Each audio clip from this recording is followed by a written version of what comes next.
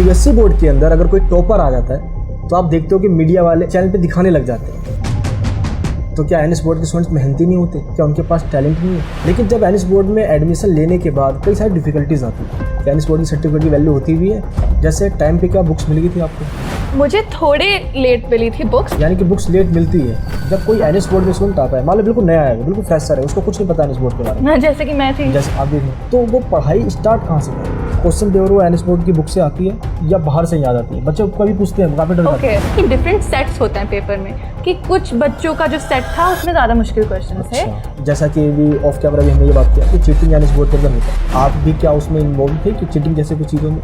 अगर आप ये बता सको कि एनएस बोर्ड की क्या बेनिफिट्स हैं और क्या डिसएडवांटेज है? इस डिग्री, इस 10th पास की वैल्यू डेफिनेटली है जी। कई स्पोर्ट्समैन ने यहाँ से स्टडी कर रही है जो कि एनएस बोर्ड 12th पास करने के बाद दोबारा 12th दे सकते हैं एनएस बोर्ड से। सर पेरेंट्स ने मुझे ये सब्जेक्ट दिलवा दिए, अब मैं फेल हो गया। तो जो प्रीवियस ईयर के क्वेश्चन पेपर होते हैं, हाँ, क्या इससे हेल्प मिलती है इस एग्जाम में? बिल्कुल इससे हेल्प मिलती है। इंटरनेट पे तो जाओगे तो फिर दिमाग खराब हो जाएगा। This has been life saving for me. ये फ्लैश कार्ड्स, मैं स्ट्रेस के चक्कर में मेरा पूरा 1 महीना वेस्ट हुआ है। That much I will confess. मैं आपको इतना बता सकती हूँ, अगर आपने थोड़ी कम कोशिश की तो आपके नंबर नहीं आएंगे। ये में देना है, कब प्रैक्टिकल देना है, कब पीसीबी क्लास होगी, थ्योरी एग्जाम्स कब होंगे, इन सब के बारे में पता लगाना बहुत जरूरी है। कोई चीज़ छूट गया, मिस हो गया तो फेल हो गया। तो मार्क्स आते हैं, हाँ, बस प्रॉपर गाइडेंस मिलनी चाहिए। बिल्कुल। एनएस बोर्ड में क्लास 10th के अंदर 91% लाकर एक ऐसी स्टूडेंट ने आप सबको ये दिखा दिया कि एनएस बोर्ड के अंदर ये मार्क्स लाया जा सकता है। और मार्क्स कैसे लाते हैं आज के इस वीडियो में, चाहे आप 10th में हो या 12th में, वो सारे तरीके बताए जाएंगे आपको। आज मैं आपको मिलवाने वाला हूँ एक ऐसे शख्स की, और हम उनकी ही कहानी आप सबको सुनाते हैं जो आपको आपके एग्ज़ाम में सक्सेस बनाते हैं। हमारे सामने बैठे ये प्रेमता गुप्ता जी, और इनके बारे में बताऊंगा आपको मैं कि कैसे 91% लेकर आए और इन्होंने कैसे अपनी स्टडी करी। क्या चीटिंग होता है एनएस बोर्ड के अंदर, या बिना चीटिंग के भी मार्क्स लाए जा सकते हैं? एनएस बोर्ड की सर्टिफिकेट की वैल्यू होती भी है। तो कौन कौन सी डिफिकल्टीज़ आए और आपको किन बातों का ध्यान रखना है, ये सारी बातें बताई जाएगी। बस इस वीडियो को आपको एंड तक देखना है। तो पहली बात तो मैं दिल्ली से बेंगलुरु मैम के पास इसलिए आया कि सीबीएसई बोर्ड के अंदर अगर कोई टॉपर आ जाता है तो आप देखते हो कि मीडिया वाले भागने लग जाते हैं। मीडिया वाले चैनल पे दिखाने लग जाते हैं। तो क्या एनएस बोर्ड के स्टूडेंट्स मेहनती नहीं होते? क्या उनके पास टैलेंट नहीं है? क्या एनएस बोर्ड के जो स्टूडेंट्स हैं वो हाईलाइट नहीं हो सकते?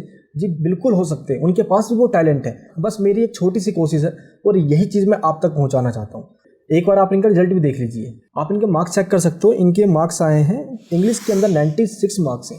अब ये 10th के अंदर आए हैं तो 12th वाले स्टूडेंट भी ला सकते हैं, 10th वाले भी ला सकते हैं। अभी हम बताएंगे कैसे ला सकते हो आप। डेटा एंट्री ऑपरेशन में इनके 95 मार्क्स है, साइकोलॉजी में इनके 91 मार्क्स है। बाकी home science and business studies के अंदर आप इनके मार्क्स देख ही सकते हो। तो इतने अच्छे मार्क्स लेकर आना थ्योरी प्लस प्रैक्टिकल और टीएमए के अंदर भी, ये कैसे पॉसिबल हो पाया? इससे पहले हम ये जान लेते हैं कि एनएस बोर्ड के अंदर 10th के अंदर वही एडमिशन लेता है। क्या पता ये मिथ भी हो सकता है। सबका यही कहना है कि या तो वो फेल हो गया हो, या वो पढ़ने वाला बच्चा नहीं है, या वो बिना पढ़े पास होना चाहता है, इसलिए वो एनएस बोर्ड के अंदर आ जाता है। तो आप जरा ये बताइए कि आपका मेन रीज़न क्या था एनएस बोर्ड में आने का? मैं कभी एकेडमिक्स में मेरा इतना इंटरेस्ट नहीं था कि मैं नर्ड और पढ़ाकू बच्ची नहीं रही। मैं हमेशा खेलने में, गाने में, नाचने में, क्वायर में, ऐसी चीज़ों में घुस जाती थी। और सब्जेक्ट्स में मैं नंबर तो ले ही आती थी, पर मैं कभी टॉपर नहीं रही हूँ। तो ये मेरे लिए पहली बात तो बहुत बड़ी बात है कि मैं इतने अच्छे नंबर ला पाई हूँ। स्कूल में और सीबीएसई में ना क्या है, बहुत रट्टा है। You never understand anything and बस पढ़ो, यही लाइन, यही कीवर्ड, यही डेफिनेशन अगर मैम को नहीं दी तो नंबर नहीं मिलने वाले। बट एनआईओएस में मैंने क्या किया कि मैंने समझा, कॉन्सेप्ट्स को पढ़ा, उनके वीडियोस देखे, जैसे भी मुझे समझ में आया, और फिर मैंने अपने शब्दों में उसको याद किया और अपने शब्दों में जाके लिखा। पेपर में मैंने ये सब चीज़ें की ताकि जब जो भी एग्जामिनर है वो जाके देखे कि मुझे समझ आ रहा है। अगर मैं कुछ भी लिख दूँ जाके तो फिर क्या पता एग्जामिनर पढ़ेगा, ऐसे ऐसे टिक मार के निकल जाएगा।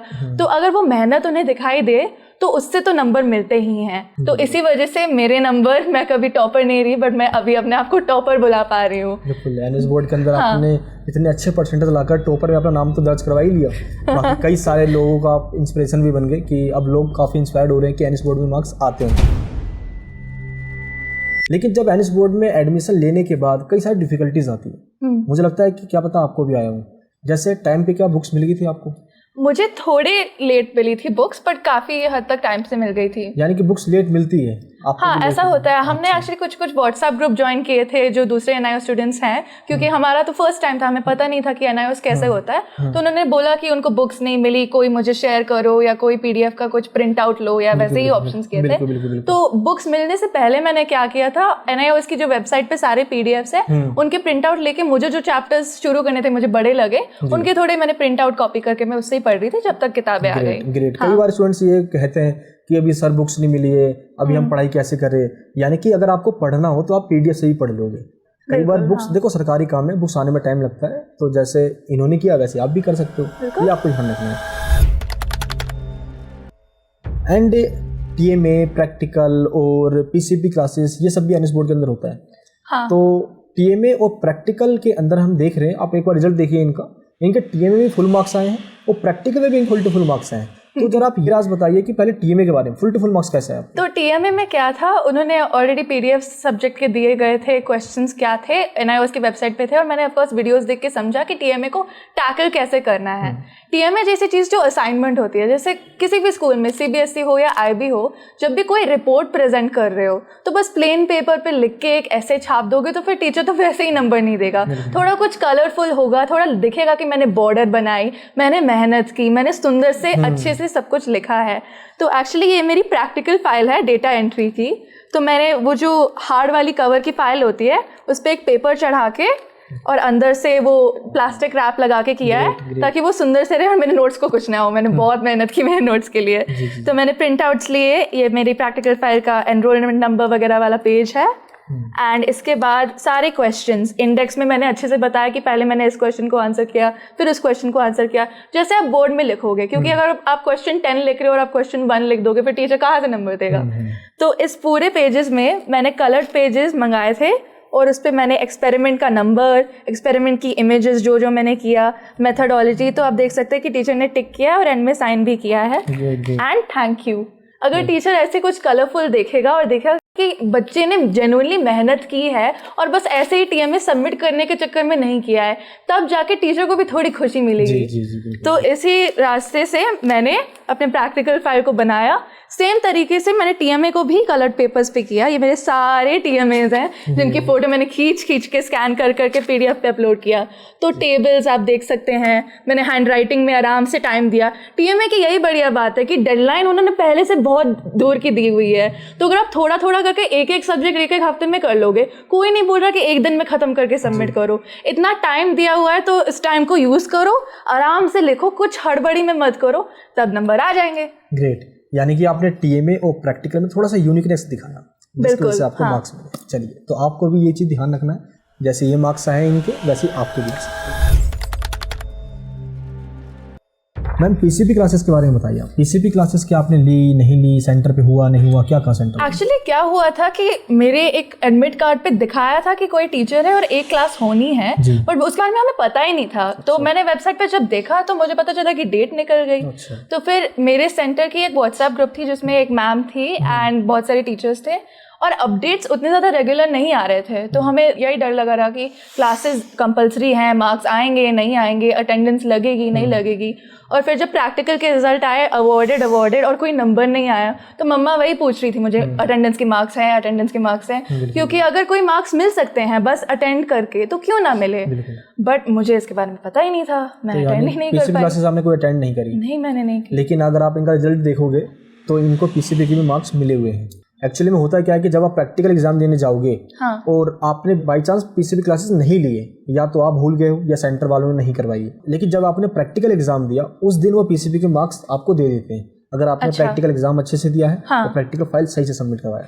तो जैसे इन्होंने करवाया वैसे आप भी करवाइए, पीसीबी के मार्क्स आपको मिल जाएंगे। ये डाउट आपके यहाँ पे क्लियर हो गया? तो इनकी वजह से कई सारे डाउट्स अब क्लियर होते जा रहे हैं। इनके बारे में जरा कमेंट बॉक्स में जरूर बताना। एंड यहाँ पे एक चीज़ और है, तो सबके मन में ये डाउट आ सकता है, जैसा कि अभी ऑफ कैमरा भी हमने ये बात किया कि चीटिंग एनएस बोर्ड के अंदर होता है। तो क्या जब आप एग्जाम दे रहे थे तो उस टाइम पे भी चीटिंग हो रही थी, या चीटिंग आपने देखा, या आप भी क्या उसमें इन्वॉल्व थे कि चीटिंग जैसे कुछ चीजों में? क्योंकि बच्चों को कमेंट करने कुछ नहीं जाएगा, वो कमेंट कर देंगे, सब पूछेंगे कि क्या पता चीटिंग की होगी, ऐसे नंबर आए होंगे। बच्चों को बस ये क्लियर कर दीजिए आप। तो फर्स्ट डे तो मेरा बोर्ड्स का बहुत हेक्टिक रहा। मेरे पेरेंट्स ने मुझे बोला था कि अपने पेपर पे ध्यान दो, इधर उधर ज़्यादा मत देखो, क्योंकि अगर मैं ना भी देख रही हूँ किसी और के पेपर में तो क्या पता इन्विजिलेटर मुझे पकड़ ले। जी सही बात। तो मैंने तो ज़्यादातर चीटिंग ऑब्जर्व नहीं की थी। पीछे 2 लड़के थे जो एक दूसरे के पास बैठने के चक्कर में थे, बट मैम ने बोला नहीं तो यू सिट देयर। तो मैंने ये ऑब्जर्व किया था कि जो टीचर थी she was a little older, she looked very strict and उनकी आवाज़ में भी थोड़ा डर वाली आवाज़ थी, तो उसके चक्कर में आई थिंक बच्चे अपनी लाइन में रहे थे। अच्छा। तो करने की कोशिश तो थी बट आई डोंट थिंक कि वो कर पाए। अच्छा, यानी चीटिंग आपने नहीं करी है, लोग करने की कोशिश कर रहे थे। हाँ। तो आपको जो मार्क्स दिख रहे हैं ना, ये जेन्युइन मार्क्स है, वो मेहनत से लाया गया है। तो आप भी मेहनत करके ला सकते हो, ऐसी बात नहीं है कि मार्क्स नहीं लाए जा सकते। आप जरा खुद चेक कीजिए, इंग्लिश में इनके 96 मार्क्स आए। एक एक करके बात करते हैं पहले हम। हाँ। सिर्फ इंग्लिश की बात करेंगे। ठीक है। 10th में भी इंग्लिश है, 12th में भी इंग्लिश है। हाँ, मैं इंग्लिश तो ले ही रही हूँ। बिल्कुल। तो इंग्लिश में ऐसा क्या करे बच्चे कि जिससे कि उनके भी ऐसे मार्क्स आ गए, बताइए जरा। एक चीज़ तो मैं आपको क्लियरली बताऊंगी, इंग्लिश मेरा पहले से बहुत प्यार था। It was always my favourite subject, तो ऑफ कोर्स उसके चक्कर में भी मुझे मे बी मार्क्स मिले होंगे। बट इंग्लिश में ना क्या है, इंग्लिश और मैथ्स जैसे सब्जेक्ट में एक बार अगर कॉन्सेप्ट और आपको फॉर्मूला फंडा समझ में आ जाए तो आप आंसर्स कैलकुलेट करके निकाल सकते हो, क्योंकि कोई वर्ब का कोई रूल हो गया या even if it's boring. Grammar में क्या है, एक बार आपने समझ लिया तो आपको ऑटोमेटिकली बाय डिफॉल्ट आंसर्स आते जाएंगे। तो जस्ट लाइक आप मैथ में प्रैक्टिस करते हो, आप थोड़े प्रीवियस ईयर के क्वेश्चन पेपर्स उठा लो, जैसे मैंने बहुत प्रिंट आउट किए, मैंने मंगाए क्वेश्चन पेपर्स और मैंने हाँ बच्चों को ये सारे मेरे नोट्स है and this is my text book NIOS की। और एक्चुअली एक और चीज़ जो बहुत बच्चों को नहीं पता, जो मुझे भी नहीं पता थी, NIOS की वेबसाइट पे ही जब आप PDF डाउनलोड करते हो सबसे राइट हैंड सेक्शन में चैप्टर समरीज हैं। इन्होंने मुझे बहुत हेल्प किया। मैंने ये डेटा एंट्री के इंग्लिश के डाउनलोड किए, उसमें कैरेक्टर के नाम क्या है, स्टोरी की समरी क्या है, इस कैरेक्टर ने ये किया, मोरल क्या है, उसको ही पढ़ के मुझे समझ में आया कि स्टोरी सिखाना क्या चाह रही है, स्टोरी का महत्व क्या है। तो अगर आप एक बार कहानी के तौर पे इंग्लिश की टेक्स्ट बुक बस ऐसे ही पढ़ लो तो वैसे ही याद आएगा। हर एक का तरीका अलग होता है। आप कोई यूट्यूब वीडियो देख सकते हो, आप खुद हाईलाइट कर करके बोलोगे कि ठीक है मुझे इस कैरेक्टर का नाम नहीं याद है, मैं इसके कोई एसोसिएशन करता हूँ, कुछ फनी बना लेता हूँ। तो मेरे इंग्लिश में यही स्ट्रैटेजी हमेशा रही है, क्योंकि इंग्लिश पढ़ने में मज़ा आता है। ऐसा नहीं है कि मैं बोर हो जाती हूँ इसके चक्कर में। अगर हमें कॉन्सेप्ट या स्टोरी पता है तो इंग्लिश का एग्जाम ऑटोमेटिक हो जाएगा, इंग्लिश का एग्जाम ऑटोमेटिकली हो जाएगा। लेकिन ऐसे भी कई सारे स्टूडेंट्स हैं जिनको ग्रामर पे पकड़ नहीं है, ग्रिप नहीं है, तो उनको हम क्या कहेंगे? उनको मैं बस यही कहूंगी कि text book is your best friend if you know where to look. ऐसी चीजें हैं, सब्जेक्ट वर्ब और उनका मिलन क्या होता है। अगर आप छोटे छोटे बेसिक इंग्लिश के कॉन्सेप्ट्स ना और फंडे क्लियर कर लोगे तो आप उसका एक पैटर्न देखोगे कि इस कहानी में ये वाला शब्द ज़्यादा यूज़ कर रहा है, इस पे एम्फेसाइज कर रहा है, तो इसके चक्कर में मुझे ये शब्द याद क्यों आ रहा है। अगर कोई पोएम हो गई तो पोएम में रेपिटेशन होती है। इंग्लिश जाने बिना भी अगर आप बस पढ़ोगे तो इसका फंडा क्या है। अगर मुझे खुद एक पोएम लिखनी है तो मैं कैसे लिखूंगा या मैं कैसे करूंगा जिससे वो इंटरेस्टिंग और यादगार हो। अगर आप ऑथर के पर्सपेक्टिव से सारे चैप्टर्स को देखने लग जाओगे तो फिर आप खुद की पर्सपेक्टिव से आंसर्स भी लिख पाओगे। तो इंग्लिश में सब्जेक्टिव होता है सब कुछ, ऑब्जेक्टिव नहीं होता। कोई एक सही आंसर नहीं होता। तो आप जैसा समझे वैसा लिखे एंड अगर आप क्लियरली लिखोगे, अच्छे से लिखोगे, नंबर आपके। और जो प्रीवियस ईयर के क्वेश्चन पेपर होते हैं, हाँ, क्या इससे हेल्प मिलती है इस एग्जाम में? बिल्कुल इससे हेल्प मिलती है, क्योंकि जितना मर्जी आप एग्जाम का पैटर्न चेंज कर लो, कुछ कॉन्सेप्ट्स लाइक ग्रामर में तो वो बार बार आएंगे ही। तो मैंने जो 5 साल के previous year question papers download किए तो मुझे एक क्वेश्चन बस नाम बदले हुए बार बार मिला। तो मुझे पता था कि ये एक मैं याद कर लूँ या मैं प्रैक्टिस कर लूँ तो पक्का 5 या 6 नंबर तो मेरे ही हैं। तो इससे जो कॉन्फिडेंस आती है कि मुझे एटलीस्ट पेपर में कुछ तो पता है, उससे एक फ्लो बनना शुरू हो जाता है। सेक्शन ABCD होता है इंग्लिश में, ग्रामर होता है, कॉम्प्रिहेंशन होता है, फिर जाके लिटरेचर होता है। अगर आप शुरू वाली MCQ सेक्शन से शुरू करो और आपको पता है कि ये आंसर तो मैंने कितनी बार देखा हुआ है, तो उस रश से ही आप खट खट खट खट खट लिखते हो। एंड अगर आप पॉजिटिव माइंडसेट में होते हो तो कोई आपको नहीं रोक सकता। Mindset is everything, any paper, English हो या कुछ भी। इसलिए हर चैप्टर का कॉन्सेप्ट पता होना चाहिए, कम से कम कुछ बना के तो लिख पाएंगे ना। हाँ, एटलीस्ट छोड़ने से अच्छा है ये। बिल्कुल। चलिए, एंड नेक्स्ट सब्जेक्ट है आपका डेटा एंट्री ऑपरेशन। इसके अंदर आपके आए हैं 95 मार्क्स।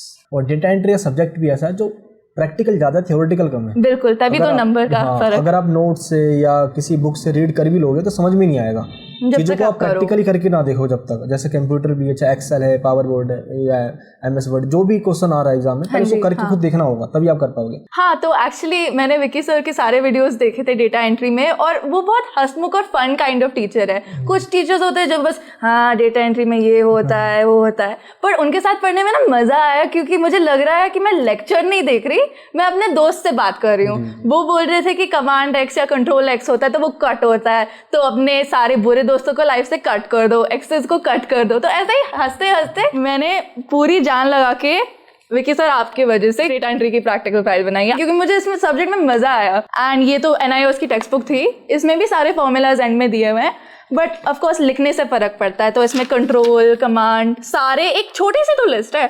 आई डोंट नो अगर आप देख सकते हो। बिल्कुल, तो इस तरीके से आप भी एक फॉर्मूला लिख लीजिए, एक बार लिख लो तो फिर हाँ क्लियर हो जाता है। एंड एक दो बार कर भी लो, 2-3 डॉक्यूमेंट्स बना दो, एक बार खोल दो, एक बार सेव कर दो, एक बार डिलीट कर दो, तो फिर याद ही रह जाता है। तो थ्योरीज के अंदर तो आपके बहुत अच्छे मार्क्स आए हैं, डेटा एंट्री की थ्योरी में इनके बहुत अच्छे मार्क्स हैं, लेकिन प्रैक्टिकल के अंदर आपके फुल टू फुल मार्क्स हैं 60। प्रैक्टिकल के भी आप बताइए जरा राज, आप प्रैक्टिकल फाइल दिखाकर कि कैसे आपके बनी। प्रैक्टिकल फाइल तो एक चीज़ है, बट मैं जब गई थी मेरे सेंटर में तो ऑप्शन था कि एक PPT बनाओ, एक वर्ड डॉक्यूमेंट में कुछ लिखो खुद के बारे में, और एक्सेल। तो you have to do 2 of the questions from that. तो मैंने एक्सेल वाला किया और मैंने एक वर्ड डॉक्यूमेंट बनाया। एंड ये है मेरी प्रैक्टिकल फाइल, मैं आपको दिखाती हूँ। हाँ, ये मेरा कवर पेज है। कि देखो, इसमें माइक्रोसॉफ्ट ऑफिस के बारे में, डेटा एंट्री के different sections, copy paste, books कैसे बनाना है, इमेजेस को कैसे पेस्ट करना है, और मैंने अपनी तरफ से स्टिकर्स दिए ताकि वो थोड़ा लाइवली पेज लगे। तो ये है मेरी प्रैक्टिकल फाइल, मेरा नाम, एनरोलमेंट नंबर, सब्जेक्ट, सब कुछ सेंटर, एंड टीचर्स ने ये चेक करके अप्रूव किया हुआ है। इंडेक्स, तो यहाँ पे कंप्यूटर के कौन से पार्ट्स हैं, उनके पर्पस क्या है, how do you start applications, ये सब स्टेप बाय स्टेप मैंने ये वाले प्रैक्टिकल्स चुने थे। एंड हर एक की इमेजेस जिन पे उन्होंने टिक मार्क मारा हुआ है, मेरे आंसर्स, ऑब्जर्वेशंस क्या थी मेरी, आप देख सकते हैं कि टीचर ने मुझे करेक्ट किया हुआ है यहाँ पे। एंड ये मेरे हर एक पेज पे मैंने एक पिक्चर तो चिपका के ही रखी है ताकि टीचर देख के भी समझ सके। मैंने ये बोला कि इस पिक्चर में मैंने ये दिखाया है, डेस्कटॉप का ये है, स्पीकर्स कैसे लिखते हैं, पेरिफेरल, सब कुछ समझाया हुआ है। हर एक पेज में आपको एक इमेज मिनिमम मिलेगी ही, ठीक है। ये देखिए, तो फिर प्रिंटर्स, सारे डिवाइसेस कैसे होते हैं, मैं आपको एंड में दिखाती हूँ। ये मेरा प्रैक्टिकल था, ऐसा ही कुछ उन्होंने पूछा था एक्सेल में, एक लिस्ट बनाओ और फिर उसका सम करके दिखाओ। फॉर्मूला से आप कैसे सम कैलकुलेट करोगे, 1 + 2 + 3 + 4 + 5 करने से अच्छा शॉर्टकट क्या है। तो मैंने तो क्या किया, मैंने एक बार प्रैक्टिकल कर ही दिया था, बट क्योंकि मैं कॉन्फिडेंट थी, मैंने एक और बार, जब सर मुझे पूछ रहे थे कैसे किया, एक और बार उनको करके दिखाया। हमेशा जो भी एग्जामिनर्स टीचर्स होते हैं वो पता नहीं कितने एग्जाम्स एक दिन में उनको सुपरवाइज करना पड़ता है, तो आप हमेशा उनसे तमीज़ से पेश आओ। Good morning sir, good morning ma'am, आप कैसे हो। अगर किसी का मूड ठीक रहे तभी तो वो साफ दिमाग से आपके काम को जज कर सकेंगे। तो वहाँ पे जाके कंप्यूटर्स पे हमने सेव किया और फिर उन्होंने प्रिंट करके हमें ग्रेड करके मार्क्स बताए। And as you can see, ये है मेरी प्रैक्टिकल फाइल। पावर पॉइंट में कैसे करना है, एंड यहाँ पे good work, keep it up भी मिला है मुझे, तो मुझे ये पढ़ के बहुत खुशी हुई। तो डेटा एंट्री में इनके फुल टू फुल मार्क्स आए प्रैक्टिकल में, इसका रीज़न आपने देख ही लिया। यूनिक फाइल बनाना, अच्छे से प्रेजेंटेशन देना, और थ्योरी के अंदर तो पहले इनके अच्छे मार्क्स आएंगे, जिसकी वजह से इनके 95 मार्क्स आए। तो आप ऐसे ही फॉलो कीजिए और आपके भी आ सकते हैं, ऐसा नहीं है कि आपके नहीं आ सकते, बिल्कुल। एंड देख सकता हूँ मैं आगे आपके साइकोलॉजी, होम साइंस और VST, ये 3 सब्जेक्ट आपके पास हो रहे हैं, और इन तीनों में भी आपके अच्छे मार्क्स हैं। हाँ। लेकिन इनमें से जो होम साइंस है, ये बच्चे 10th 12th दोनों के पास होता है। हाँ। होम साइंस कई लोग ऐसा कहते हैं कि सिर्फ लड़कियों या गर्ल्स का सब्जेक्ट, ऐसा कुछ नहीं है एक्चुअली ना। और मैंने ऐसे ही टाइम पास के लिए एक बेट लगाई थी कि कितने लड़के होंगे कमरे में जब वो होम साइंस दे रहे होंगे। तो मम्मा ने बोला मुझे तो नहीं लगता कि होंगे, because they be shy, they won't do. But मुझे मिले पूरी क्लास में 10 या 15 बच्चे थे, because it was spread apart ना, ताकि कोई देख ना सके। एंड 5-6 लड़के थे, मैंने गिने खुद से, तो आई वाज क्वाइट सरप्राइज्ड कि थे जी। तो पहले ये मिथ जो है इसको तो कॉन्सेप्ट दूर कर दो, हटा दो मिथ को। गर्ल्स बॉयज दोनों ले सकते हैं बिल्कुल, हाँ। और स्कोरिंग सब्जेक्ट भी है ये। हाँ, ये स्कोरिंग सब्जेक्ट भी इसलिए है क्योंकि अगर आप घर पे ऑब्जर्व कर रहे हो कि क्या एक्टिविटीज हो रहे हैं, सफाइयाँ हो रही हैं, खाना बन रहा है, फेस्टिवल्स में कैसा हो रहा है, ये तो आप एक्सपर्ट हो कि कौन सी मिठाई कब खिलानी पहनी है, वैसी चीजें they actually make a difference. हर एक चीज का महत्व होता है, खाने का महत्व होता है, रंगों का महत्व होता है। किसी फेस्टिवल में लाल, किसी फेस्टिवल में जैसे अभी रिपब्लिक डे हुआ था तो कौन से रंग पहने, इस सब से बहुत फर्क पड़ता है। और ये सब तो हमें पता ही है, हम सब हिंदुस्तानी हैं, हम अपने कंट्री को जानते हैं और अपनी फैमिली को तो बहुत अच्छे से जानते हैं। और कभी भी किसी डाउट हो सब्जेक्ट में, मॉम से कोई बेटर नहीं जानता इस सब्जेक्ट को। और उन्होंने बोला प्रैक्टिकल में वो पकवाने तो नहीं वाले, but I am going to teach you, ये पकाओ, वो करो, वो करो। एंड ये करते करते मुझे इतने मजे आए, मुझे समझ में आया कि अच्छा मैं इसमें ज्यादा गर्म कर दूंगी तो ये जल जाएगा, इसको कम कर दूंगी तो ये नहीं पकेगा। और यही तो क्वेश्चंस आए पेपर में। प्रैक्टिकल में वाइवा भी हुआ होगा आपको? हाँ, प्रैक्टिकल में क्या हुआ वाइवा वाले दिन? तो वाइवा वाले दिन उन्होंने क्या पूछा था हमें, प्रैक्टिकल और वाइवा साथ में हुए थे, तो मैंने अपने फाइल दी होम साइंस की और they had asked us to make a first aid kit. तो फर्स्ट एड किट को खोल के उसमें क्या क्या एलिमेंट्स होते हैं वही मेरा वाइवा था। उन्होंने पूछा था कि ये क्या है एंड अगर किसी को कोई चोट लग गई तो आप क्या करोगे, आप किस चीज़ को यूज़ करोगे। तो मैंने यही बोला था कि एंटीसेप्टिक लूँगी, मैं उसको साफ़ करूँगी, फिर डिपेंडिंग ऑन अगर खून आ रहा है, कट है, मैं क्या करूँगी, मैं बैंडेड लगाऊंगी या मैं गॉज बांधूंगी। ऐसी सारी चीज़ें तो हम बच्चे सारे खेल के गिर के हमने देखा हुआ है, मम्मा कितना डांटती है। तो इसलिए वाइवा में मैं अपने एक्सपीरियंसेस याद करके बोल रही थी। तो अगर आपको भी मार्क्स स्कोर करना है तो आप होम साइंस लीजिए, ये मत सोचिए कि ये का सब्जेक्ट है, ये मत सोचिए। नेक्स्ट क्वेश्चन मेरा ये है कि आपने ये 5 सब्जेक्ट चूज किए हैं, तो यही 5 सब्जेक्ट क्यों? ऐसा कोई रीजन रहा स्पेसिफिक, जैसे कि सोशल साइंस नहीं है इसमें, या इन 5 सब्जेक्ट के लेने के पीछे कोई रीजन रहा आपका? हाँ, तो इंग्लिश तो मैंने आपको बताया था, मैं हमेशा से प्यार करती हूँ, तभी मेरा फेवरेट है तो मैंने इंग्लिश लिया। होम साइंस मम्मा ने इसी लॉजिक से सोचा कि ठीक है स्कोरिंग हो सकता है and may be you will understand also because you help around. तो स्कोरिंग के चक्कर में मैंने होम साइंस लिया और मुझे इंटरेस्ट भी था होम साइंस में। डेटा एंट्री मुझे इंटरेस्ट था एंड मुझे लगा कि अगर मैं कहीं पे फ्यूचर में कॉलेज में अप्लाई करूंगी तो उनको अच्छा लगेगा कि मैं कंप्यूटर्स में हूँ, क्योंकि इस साल 2025 और अभी तो AI आ रहा है, पूरा कंप्यूटर्स का जनरेशन है, तो मुझे लगा कि मुझे तो ये सब्जेक्ट करना ही करना है, कोई चांस ही नहीं है। और उसके बाद साइकोलॉजी, हाँ साइकोलॉजी मुझे बहुत पसंद है एंड मैं बहुत फैसिनेटेड हूँ उससे, क्योंकि अगर आप किसी को समझ सको, किसी के साथ कनेक्ट कर सको और खुद को भी समझ सको तो तब आप जाके अच्छे से सक्सेस हासिल कर सकते हो। क्योंकि किसी चीज को भी जाने बिना वो क्लैरिटी ना हो ना तो आप आगे नहीं बढ़ पाओगे, वो आपके लिए बहुत बर्डन बन जाता है। तो सब्जेक्ट हाँ, बिजनेस स्टडीज हमेशा से, मेरे डैड बिजनेस में इन्वॉल्व थे, वो खुद के स्टार्टअप्स करते हैं, तो मुझे एंटरप्रेन्योरशिप का बहुत शौक था। एंड अगर मैं किसी भी फील्ड में जाना चाहती हूँ, चाहे वो मैं खुद के गाने लिखना चाहूँ, खुद को प्रमोट करना चाहूँ, तो बिजनेस इज समथिंग जिससे मैं खुद को अपने पैरों पे खड़ा कर सकती हूँ। तो मुझे बिजनेस के बारे में जानना था और मैंने सोचा कि पढ़ाई के साथ साथ अगर मेरी जिंदगी भी थोड़ी बन जाए या मैं थोड़ा पुश मिल जाए तो बिजनेस क्यों ना करे। आपकी बात इसमें 2 चीज समझ में आया। सबसे पहले तो आपका जो इंटरेस्ट हो सब्जेक्ट वही लो। कई बार एनएसबीटी स्टूडेंट वो आते हैं, सर पेरेंट्स ने मुझे ये सब्जेक्ट दिलवा दिए, अब मैं फेल हो गया। तो अगर आपका इंटरेस्ट नहीं है तो ध्यान रखना, फिर गड़बड़ होने वाला है, फिर आप फेल होने वाले हो। फिर आपको लगेगा, दुनिया को ये लगेगा कि आपके अंदर वो कैपेबिलिटी नहीं, इसलिए आप फेल हो गए हो। ऐसा बिल्कुल भी नहीं है। दिक्कत क्या होता है कि जो सब्जेक्ट का सिलेक्शन है वो गलत किया गया है। हाँ, उसमें ना हमने बहुत वक्त लगाया क्योंकि it's very important decision. Boards में अगर कोई स्कूल में हो तो आपके पास चारा नहीं है, चाहे साइंस लो या आर्ट्स लो या कॉमर्स लो। जब ऑप्शंस नहीं होते तो फिर पेरेंट्स बोल देते कि इसमें घुस जाओ, साइंस में घुस जाओ, सब कुछ मिल जाएगा, कॉमर्स में घुस जाओ, ये मिल जाएगा। बट आज के डे एंड एज में मार्केट, जॉब मार्केट, क्या मिल रहा है क्या नहीं मिल रहा उसका कोई भरोसा नहीं है। तो अल्टीमेटली आप जिस चीज से प्यार करते हो, आप जिस चीज में अच्छे हो और जो आपको खुश रखता है, वो सबसे ज्यादा इंपॉर्टेंट है। वो सब्जेक्ट तो आप करोगे उसमें अच्छा, उसमें कोई सवाल की बात ही नहीं है। यानी कि सब्जेक्ट वही लो जिसमें आपका इंटरेस्ट हो, जो आप पढ़ सकते हो। बिल्कुल, ये मत सोचो कि मैं ये ले लेता हूँ, वो कह रहा है इजी है तो उसके कहने पे, किसी कहने पे, हमारे लिए है क्या भाई, तो किसी कहने पे ना जाकर आपको पहले खुद डिसाइड करना होगा कि आपके लिए क्या सही है। तो एक बार आप लिस्ट चेक कर सकते हो सब्जेक्ट की। एंड एक चीज और है, जब कोई एनएस बोर्ड में स्टूडेंट आता है, मान लो बिल्कुल नया है, बिल्कुल फ्रेशर है, उसको कुछ नहीं पता एनएस बोर्ड के बारे में, जैसे कि मैं थी, जैसे आप भी थे, तो वो पढ़ाई स्टार्ट कहाँ से करे, क्या चीज होगा वो, क्योंकि वो कहीं वो चीज़ पढ़ रहा हो जो एग्जाम में ना आने वाला हो, कुछ तो ऐसी चीज़ हो सकती है। अब जरा ये बताइए। मैं जब कंफ्यूज थी कि क्या स्टैटिक रहेगा, क्या टेक्स्ट बुक से ही आएगा, या क्योंकि ये सब्जेक्ट्स बहुत वास्ट है, होम साइंस जैसे कि टेक्स्ट बुक से कुछ आएगा भी या वो कहीं का भी एक्सपेरिमेंट पूछ लेंगे, क्योंकि होम साइंस इतना बड़ा सब्जेक्ट है कि उस सब्जेक्ट के नीचे भी इतने सारे सब्जेक्ट्स हैं। होम साइंस की तरह चाहे पीसीएमबी के सब्जेक्ट हो गए क्लास, हाँ, पीसीएमबी सब्जेक्ट, कोई भी सब्जेक्ट हो गया, हर एक सब्जेक्ट में इतने सारे सब्जेक्ट्स होते हैं, इतना सारे चीजें होती है, जानकारी। इंटरनेट पे तो जाओगे तो फिर दिमाग खराब हो जाएगा।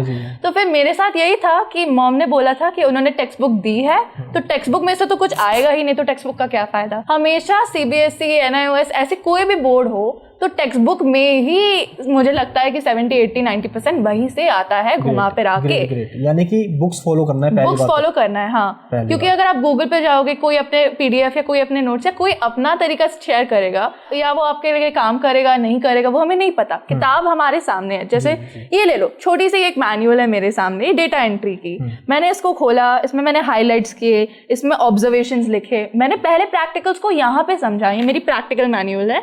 और फिर मैं जब क्लियर हुई तब जाके मैंने ये फाइल बनाई, क्योंकि जाने बिना या क्लियर हुए बिना लिखना कोई फायदा नहीं है। तो पढ़ने की बस यही स्ट्रैटेजी है, किसी भी सब्जेक्ट को पहले आपको समझना पड़ेगा, उसको क्रैक करना पड़ेगा, चाहे वो चैप्टर की समरी नोट्स हो या आप बस उनको पढ़ो और खुद के नोट्स बनाओ। उसके बाद ना क्या होता है, हर एक चैप्टर से you can get a sense of कैसे टाइप के क्वेश्चंस आएंगे by looking at the previous year question paper. चाहे ये एनआईओएस का एग्जाम हो या जेईई हो या नीट हो, हर एक का यही फॉर्मूला होता है, पहले चैप्टर को देखो, क्वेश्चंस को देखो, क्वेश्चन पेपर को देखो और फिर कंपेयर करो कि किस पैटर्न से आ रहे हैं, फिर खुद के लिए क्वेश्चंस बनाओ। या मैंने भी एक चीज़ की थी कि मुझे लगा टेक्स्ट बुक में तो क्वेश्चन बहुत स्ट्रेट फॉरवर्ड है, बट मम्मा ने बोला बोर्ड का हुआ है, बिकॉज बोर्ड मुश्किल होता है, ऐसा नहीं है कि बहुत आसान पेपर है, तो मेहनत तो लगेगी ही। तो फिर मैंने ChatGPT को पूछा कि ये आसान क्वेश्चंस हैं, इनको थोड़ा घुमा करा के मुझे पूछो, क्योंकि ChatGPT का भी हेल्प ले सकते हैं। ChatGPT की भी हेल्प ले सकते हो, कोई किसी ने मना नहीं किया है। ऐसा नहीं है कि कोई टीचर यहाँ पे बैठ के देख रहा है कि क्या कर रहे हो अपने लैपटॉप या फोन पे। एनआईओएस में खुद का फ्रीडम है। This is the first time even before college कि आप खुद की पढ़ाई कर रहे हो, विच इज समथिंग, अगर आप उसको पॉजिटिवली लोगे एंड आप करोगे, उस स्किल को हार्नेस करोगे तो फिर आप कर लोगे टॉप। तो यही है, हर एक सब्जेक्ट के साथ पढ़ने का तरीका अलग हो सकता है, बट सिंपल फॉर्मूला ये है, सब्जेक्ट को समझो, सब्जेक्ट का एक फॉर्मूला बनाओ, उसके कुछ कुछ की टर्म्स होंगी, उनको लिखो, उनको पढ़ो। तो हमें रटने पे नहीं, समझने पे ध्यान देना। बिल्कुल, दैट्स इट। क्वेश्चन चाहे कहीं से भी बनकर आ जाए, अब लिख कर आ जाए। हाँ, मैं ये ध्यान रखूँ। लेकिन जब मुझे पता है कि जब बच्चे आपके ये मार्क्स देखेंगे उनको ये लगेगा कि आपने बहुत घंटे पढ़ाई की होगी और बहुत ज़्यादा पढ़ने वाले ऐसे मार्क्स लेकर आ सकता है। तो ठीक है, तो मैं अभी एक कन्फेशन करूंगी, मैं पढ़ाई में कभी उतनी अच्छी नहीं थी। लाइक मैं समझ के कुछ ना कुछ लिख देती थी और पास हो जाती थी। तो मेरे लिए ऑब्जेक्टिव तो यही था कि यार बोर्ड्स है, मैं इसको बार बार नहीं दे सकती, पास ही होना है। एंड क्योंकि हमें एनआईओएस बोर्ड के बारे में पता नहीं था, हमने बहुत लोगों से पूछा, हम एग्जाम के 2-3 महीने पहले ही हमें सारी मटेरियल्स मिले। तो ऐसा नहीं था कि मैं सालों से या पूरे साल से पढ़ रही थी फॉर द सब्जेक्ट्स। मुझे तो पहले पता भी नहीं था कि कौन से सब्जेक्ट्स ले रही थी। मैं स्ट्रेस के चक्कर में मेरा पूरा 1 महीना वेस्ट हुआ है, that much I will confess. यानी किसी को स्ट्रेस नहीं लेना। एंड आफ्टर दैट क्या हुआ, व्हाइल माय एनआईओएस की प्रिपरेशन वाज गोइंग ऑन, तो मैंने तब क्या किया, ये मैंने अमेजोन से थोड़े पेपर्स मंगाए, फ्लैश कार्ड्स टाइप। इस पे मैंने लिखा, देखो साइकोलॉजी में भी स्ट्रेस के बारे में पढ़ा रहा है, व्हाट इज स्ट्रेस, और फिर इसके पीछे आंसर कि ये रिस्पॉन्स है, एक्सेट्रा एक्सेट्रा, किसने कॉइन किया, कौन सा चैप्टर। तो मैं जब भी फ्री हुई, पढ़ाई नहीं, बुक नहीं, क्या होता है ना बहुत सारे बच्चों के साथ, स्पेशली मेरे साथ, अगर मैं एक बहुत बड़ी किताब देखूं तो मैं सो जाऊंगी। तो इतना देख के मैं ओवर हो जाऊंगी कि ये मैं ये पढूं वो पढूं, और इतना हाईलाइट करके भी कुछ समझ में नहीं आता, उनको बोरिंग सा लगेगा। हाँ, बोरिंग लगता है। तो short notes is the way to go. आप ऑनलाइन भी देखते होगे, अगर कोई डिफेंस का भी एग्जाम कर रहा है, नीट भी कर रहा है, जेईई कर रहा है, तो वो पूरे ऐसे किताबें नहीं देखते, शॉर्ट नोट्स, खुद की हैंडराइटिंग में ऐसे फ्लैश कार्ड्स बनाओ, ये क्वेश्चन है, ये आंसर है, या इसको मम्मी पापा को पकड़ा दो, ये पूछो, ये आंसर मेरा कंपेयर करो, थोड़ा बहुत सही लगेगा, ठीक है, move on to the next one. This has been life saving for me, ये फ्लैश कार्ड्स। तो ये भी एक ट्रिक है, अच्छा तरीका है ये, और बिल्कुल यूनिक तरीका आपने बताया बच्चों को। यानी कि आप अपने खुद के लैंग्वेज में क्वेश्चन और आंसर प्रिपेयर कीजिए। बिल्कुल, जितना आपको आता है, जैसा भी आता है, एक बार गलत लिखोगे आप, क्या पता सेकंड टाइम आप ठीक लिख दो। हाँ बिल्कुल, कोशिश कीजिए आप। तो देखिए कितने अच्छे तरीके से प्रिपेयर किया हुआ है। तो लोग कहते हैं ना कि कम मेहनत से भी मार्क्स लाया जा सकता है। देखो, हार्ड वर्क की जगह स्मार्ट वर्क करना है आपको। बिल्कुल, हाँ हाँ, ये ध्यान रखना, ये आपने सही कहा, है ना। स्मार्ट वर्क क्या होता है कि एक जगह हम मेहनत किए जा रहे हैं, कुछ समझ में ही नहीं आ रहा, लेकिन आप कम पढ़ो लेकिन रिवीजन ज़्यादा करो और वही चीज़ आपको याद हो जाए। ये चीज़ आपको ध्यान रखना है। तो जब मैं बहुत स्ट्रेस थी तो आई थिंक आपने एक वीडियो डाला था कि 2 स्टूडेंट्स है, ऐसा एग्जाम्पल, एक मोहित एक रोहित, ऐसा टाइप का कुछ था। तो फिर मेरी मॉम और मैंने वो देखा, फिर थोड़ी शांति हुई कि ठीक है, अगर मैंने पूरे साल नहीं पढ़ा और थोड़ा बहुत स्मार्ट करके किया तो नंबर आ सकते हैं। And smart work is also hard work. ऐसा नहीं है कि कोई भी स्मार्ट वर्क कर सकता है। माइंडसेट बनाओ, पॉजिटिव रहो कि खुद में कर पाओगे स्मार्ट वर्क की वजह से। आपने पढ़ाई कहाँ से की,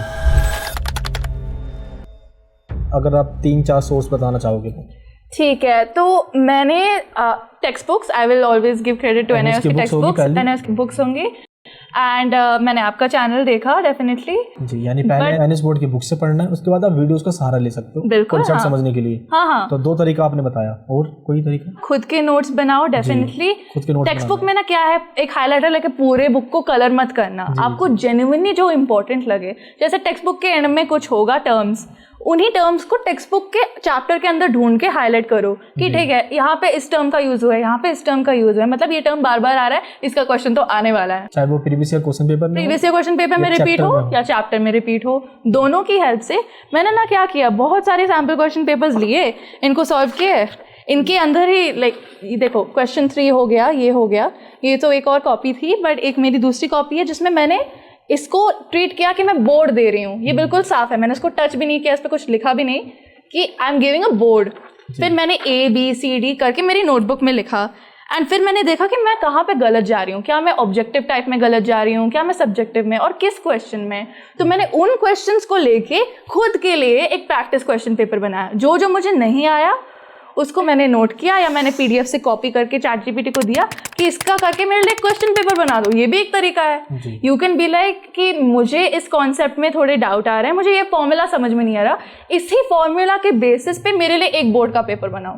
तो एक दिन आप सिर्फ एक चैप्टर पे भी फोकस कर सकते हो। यानी कि बहुत अच्छा बताया अभी आपने। हाँ, तो पहले आपने एनएस बोर्ड की बुक्स फॉलो करी, वीडियोस आपने देखा कॉन्सेप्ट समझने के लिए, खुद के सेल्फ नोट्स बनाए, 3 चीज आपने बताया। तो जो नए बच्चे हैं ये फॉलो कर सकते हैं, बिल्कुल, हाँ, तो आपको भी हेल्प मिलेगी। लेकिन जो आप एग्जाम में क्वेश्चन पेपर सोल्व करने जा रहे हो वो आप पहले करके घर में प्रैक्टिस कर लो। बिल्कुल, हाँ, ये चीज़ क्या होगा कि किस क्वेश्चन में आप फंस रहे हो आपको पता चल जाएगा, जैसा इन्होंने किया, इससे आपकी हेल्प मिल जाएगी।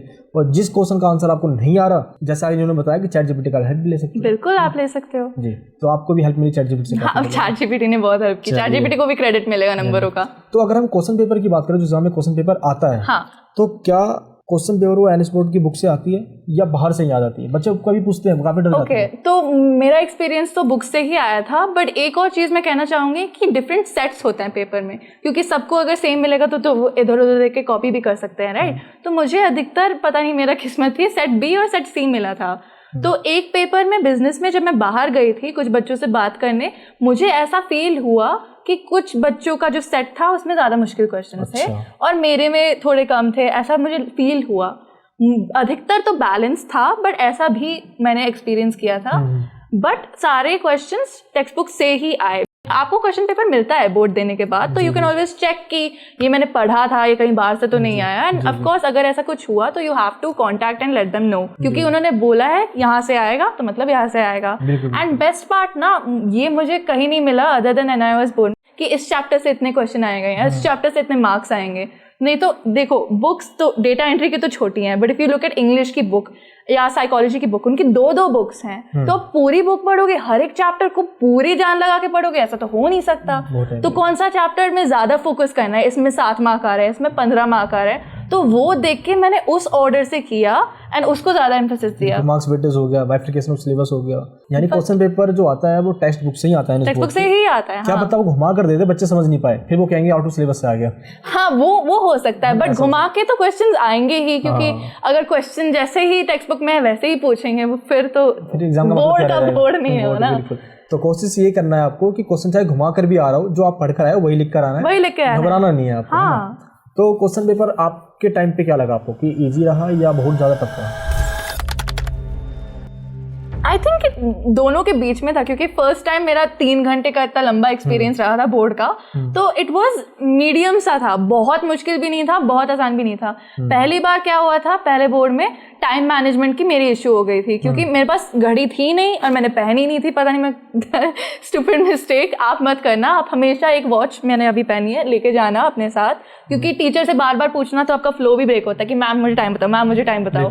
तो उसके चक्कर में मुझे लगता है कि मैं उतना अच्छे से नहीं लिख पाई जितना मैं लिखना चाहूंगी, बट उसके बाद I never made that same mistake again. Like मुश्किल नहीं है, but the thing is you need to know कि कितना किस में लिखना है, क्योंकि NIOS की बुकलेट दी होती है और उसी बुकलेट में पेजेस होते हैं, उससे ज़्यादा या उससे कम आपको नहीं मिलेंगे। If you ask for extra sheet जैसे आप स्कूल में पूछते थे, कोई नहीं देगा आपको एक्स्ट्रा शीट। आई थिंक 20 या कुछ होता है, आई माइट बी रॉन्ग, तो उसमें आपको देखना पड़ेगा। It's like a half A4 paper का जो हाफ होता है ना, वैसी टाइप की एक बुकलेट होती है और उसमें आपको आंसर्स लिखने होते हैं। तो आप कितनी स्पेस छोड़ोगे या कितना बड़ा बड़ा लिखोगे, वो पहले से प्रैक्टिस करके जाना, नहीं तो अगर आपके पास पेजेस ही खत्म हो गए तो that's going to be a problem. ये मैंने एक्सपीरियंस किया था। तो क्वेश्चन पेपर नहीं ज़्यादा बहुत ज़्यादा इजी आता है, नहीं बहुत ज़्यादा टफ आता है, बैलेंस होता है, ताकि चैलेंज हो। हाँ जी, थोड़ा बहुत भी पढ़ के जाओगे, आप लिख कर आ जाओगे। और जो सबसे बड़ी बात यह है कि टाइम मैनेजमेंट, कोई क्वेश्चन छूट ना जाए। कई मान लो कि आप एक ही क्वेश्चन पे इतना ज्यादा टाइम दे रहे हो कि सेकंड क्वेश्चन छूट जाए आपका, बिल्कुल, तो ऐसा नहीं होना चाहिए।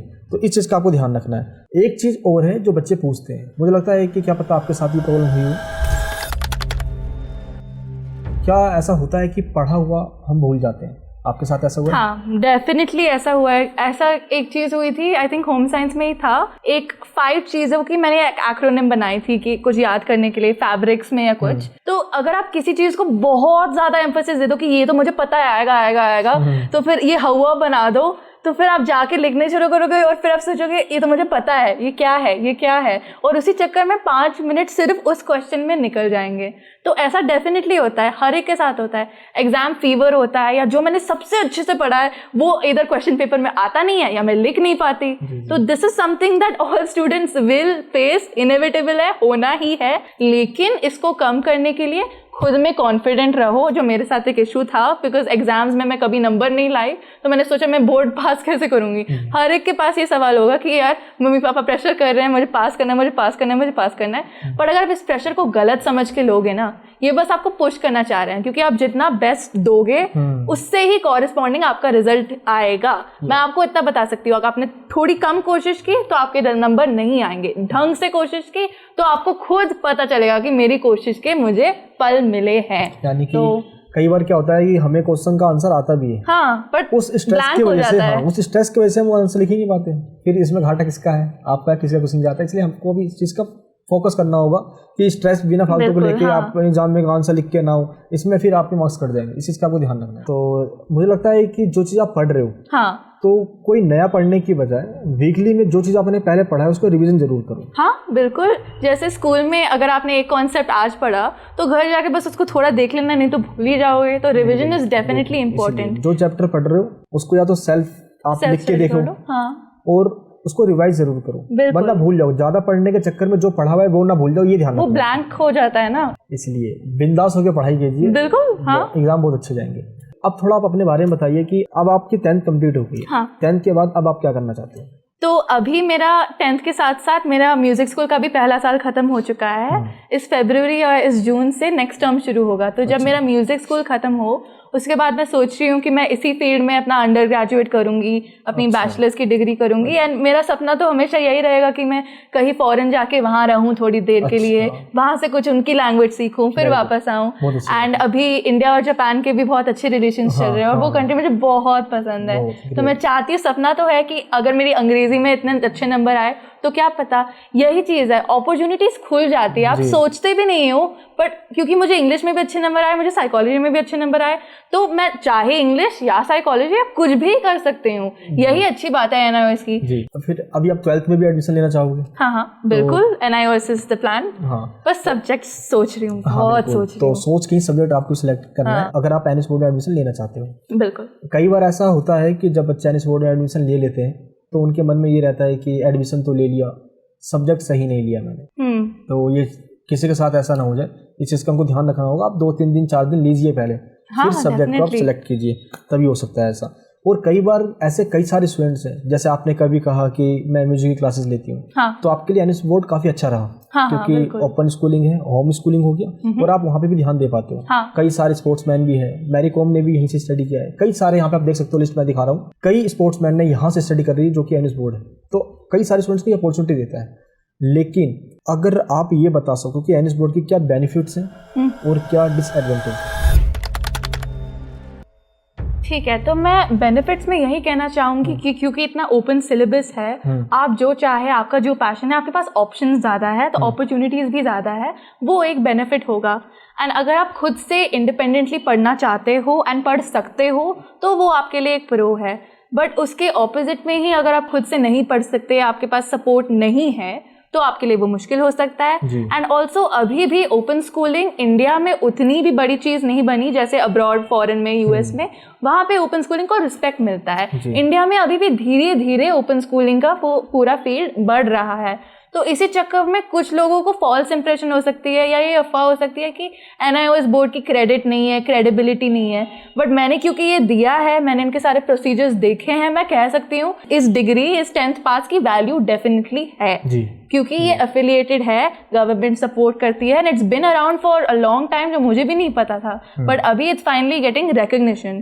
तो ये आपके मन में भी डाउट हो सकता है कि अगर मैं एनआईओएस से करूंगा तो क्या मुझे कॉलेजेस में एक्सेप्टेंस मिलेगी, क्या मुझे कॉलेजेस अच्छे से देखेंगे या वो किसी और सीबीएसई या आईबी बंदे को देखेंगे। बात सिर्फ नंबर की नहीं है, आपकी मेरिट, आपकी कैपेबिलिटी एंड आप एज अ स्टूडेंट की है, वो कॉलेजेस देखते हैं। एंड मैंने एक और चीज़ गूगल में पढ़ी थी, पता नहीं, I don't know, I will ask you more about this. Apparently अगर आप अपने नंबर या ऑन डिमांड से कुछ और करना चाहो तो आप अपने क्रेडिट ट्रांसफ़र भी कर सकते हो। तो ऐसा नहीं है कि आप सिर्फ 16, 17, 18 हो तो आप एनआईओएस में कर सकते हो। अगर आपकी उम्र उससे बड़ा भी हो और आपने 10th या 12th नहीं कर पाए, या आपको अपने नंबर क्लियर और करने हैं या बेटर करवाने हैं ताकि आप कोई गवर्नमेंट एग्जाम में घुस सको, तो ऐसा है क्या कि आप दे सकते हो? बिल्कुल दे सकते हैं। तो ये देखो, ये कितनी बढ़िया बात है। अगर किसी को भी डिफेंस का एस्पिरेशन हो कि वो सीडीएस, एफकेट या कोई भी मिलिट्री, आर्मी टाइप चीज़ में घुसना चाहता है, इंडिया में तो यूपीएससी बहुत बड़ी चीज़ है, तो अगर आप कट ऑफ नहीं मीट कर पा रहे तो आपको कोई नहीं रोक रहा। अगर आपकी अभी भी एज है तो आप फिर से दो, कोई नहीं रोक रहा। 12th पास करने के बाद दोबारा 12th दे सकते हैं। हाँ, that's awesome, that's literally awesome। बढ़ सकते हैं आपके। हाँ, किसी के 75% नहीं होती है जेई के लिए, तो वो आते हैं इस बोर्ड के अंदर। मेरे बहुत सारे दोस्त नीट और जेई 1, 2, 3 अटेम्प्ट्स कर रहे हैं, तो उनको भी फायदा हो सकता है इस चीज से। जी हाँ, ये चीज तो है। वाओ यार। तो एक चीज हम यहाँ पे कह सकते हैं कि फायदा ये है कि होम स्कूलिंग है, सेल्फ स्टडी है, इंडिपेंडेंट हो शुरू से, पहले से ही। दूसरी यहाँ पे नेगेटिव चीज कहा आपने कि फॉल्स या मिथ कह लो इसको, कि सबको ये लगता है कि यार इसकी वैल्यू नहीं है, तो ये चीज हम कह सकते हैं कि नेगेटिविटी मार्केट के अंदर है, जो टाइम के साथ दूर हो सकती है। तो ये थोड़ा सा ये पॉइंट है जो कि एडवांटेज और डिसएडवांटेज दोनों है।